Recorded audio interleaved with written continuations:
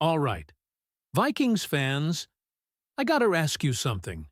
Have you ever seen one move happen behind the scenes and immediately thought, yeah, this could change a lot more than people realize? Because that's exactly what we're talking about today. On the surface, it might not look like the biggest headline of the offseason, but once you connect all the dots, you start to understand why so many people around the team are paying attention. And trust me, by the end of this video, you'll see why this could be much bigger than it first appears. Before we jump in, do me a favor. Hit that like button if you love talking Vikings football, and drop SKOL in the comments if you're riding with this team no matter what. I can't wait to see how many true Vikings fans are watching today. The biggest question surrounding the Minnesota Vikings over the last several months may have just received its clearest answer yet, and the implications go much deeper than a simple front office change. Ryan Grigson is officially no longer part of the organization, and while the announcement itself might seem like routine off-season news, the discussion surrounding his departure reveals why many inside the Vikings community believe this is one of the final steps in completing a massive organizational transformation. According to the discussion, Grigson chose to leave the Vikings to pursue another opportunity, which quickly became a senior football advisor position with the Cleveland Browns under Andrew Berry.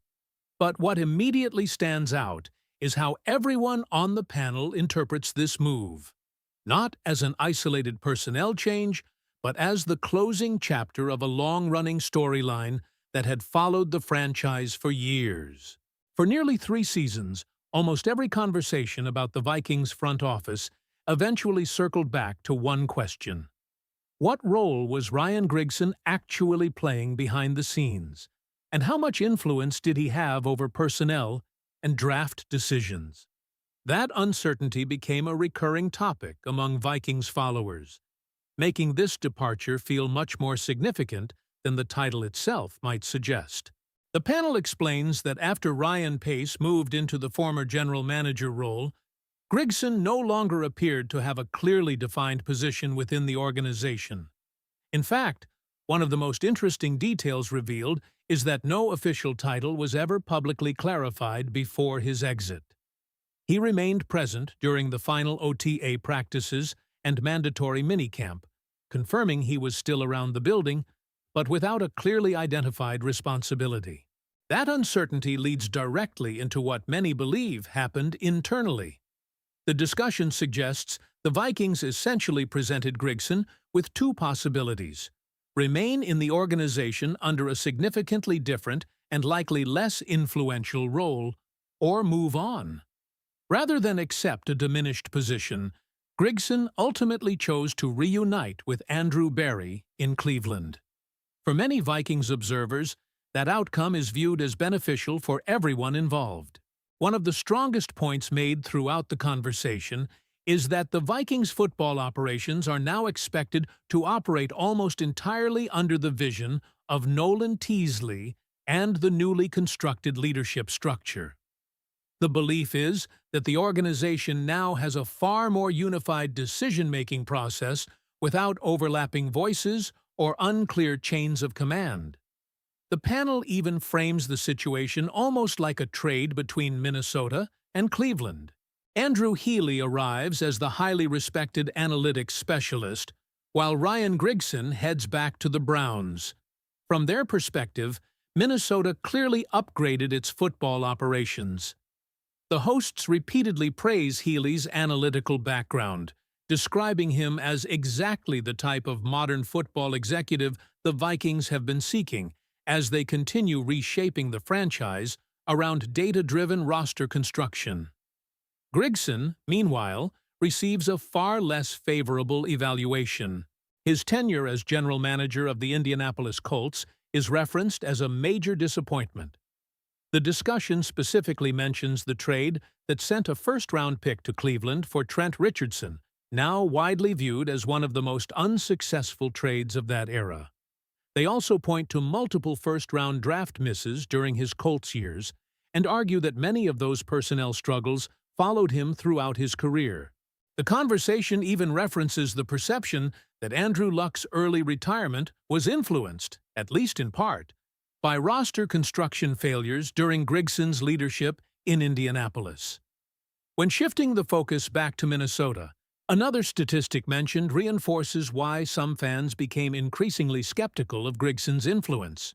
During his 4 seasons with the Vikings organization, the panel argues that Minnesota became one of the NFL's weakest drafting teams, fueling even more questions about whether his voice inside football operations had become counterproductive. Perhaps the most fascinating part of the discussion comes after Grigson's departure. Instead of dwelling on the past, the conversation quickly pivots toward the future. And the optimism surrounding this version of the Vikings organization is noticeably higher than it has been in years. Each host is asked to rate their confidence in the Vikings over the next 3 seasons on a scale from 1 to 10. Their answers vary, but every response centers around the same theme. For the first time in quite a while, there appears to be genuine organizational alignment. One panelist gives the Vikings a 7.5, describing himself as cautiously optimistic. Another settles at a 6, explaining that while the roster has promise, there are still too many unanswered questions surrounding the quarterback position and how the new football leadership will perform before offering a higher grade. The most optimistic voice places the franchise near an 8, arguing that this is the strongest front office structure the Vikings have assembled during the Wilf ownership era. That evaluation extends beyond simply replacing one executive. It reflects confidence in the combined experience, championship backgrounds, and collaborative approach now leading Minnesota's football operations. What makes that opinion especially interesting is that it isn't based solely on talent already on the roster. Instead, much of the confidence comes from believing the current leadership group will make smarter long-term decisions than previous versions of the organization, particularly when it comes to quarterback planning, roster flexibility, and avoiding expensive mistakes in future seasons. What do you think, Vikings fans? Does Ryan Grigson's departure truly mark the end of an uncertain chapter for Minnesota? Or do you believe the impact of this move is being overstated? Let me know your thoughts in the comments, and then tell me whether your own optimism meter for the Vikings over the next 3 years is closer to a 6, a 7, or an 8. So now I want to hear from you, Vikings fans. Do you believe Ryan Grigson leaving is one of the biggest behind-the-scenes wins this franchise has had in years? And after everything you've heard today, how confident are you in this new front office leading the Vikings into the future? Drop your thoughts in the comments because I'm genuinely curious to see where this fan base stands. If you enjoyed this breakdown and want more exclusive Vikings news, analysis, and updates every single day, make sure to hit that like button, subscribe to the channel, and turn on notifications so you never miss another video. Thanks for watching, and as always, SKOL Vikings.